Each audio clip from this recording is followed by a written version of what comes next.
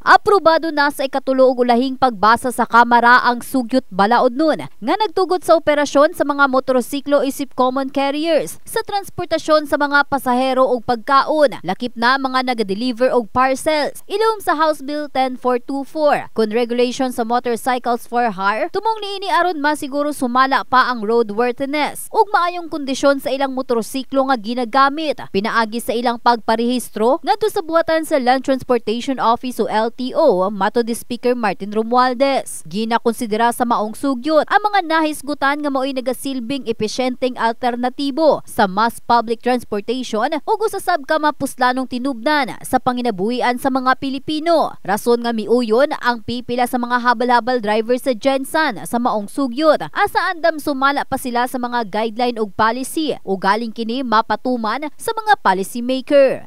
Mas nindot din nga na-approve na sa Kamara.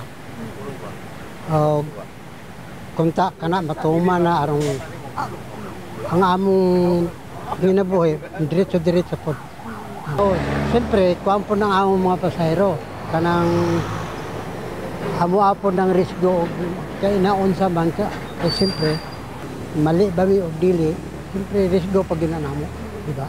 Para makatabang po sa mga driver, ma'am, kay ubang driver po ba, mga pigado yun na sila. So mas may manakaroon nga ikuha na nila, i-okihan na sa Kamara. Na makabalo ang pasahero na protektado ba sila. Anaa sa 200 kongresista ang pabor sa maong sugyot balaod nun, samtang usa ang wala mi pabor. Sa igayon nga mamahimong balaod ang Land Transportation Franchising and Regulatory Board, maoy gihatagan og gahom sa pag-regulate sa operation sa motorcycles for hire nga naga-operate sa mga lugar nga walay naga-operate nga digital platforms. Samtang ang gidaganon sa mga ruta o units nga mamahimong tugutan sa pag-operate, kinahanglang subay sa local public transport route plan nga ginarekomenda sa local government unit, ug ang balaod nun mao'y magtakda usab sa mga requisitos alang sa paghatag og prangkisa o pag-issue sa Certificate of Public Convenience nga naglakip sa Proof of Filipino Citizenship, Financial Capacity, LTO Certificate of Vehicle Registration, Insurance Coverage ug Tax Identification Number o sertipiko sa pagparehistro isip common carrier. In the heart of changing lives, kini si Russell Jean Mantile, Brigada News.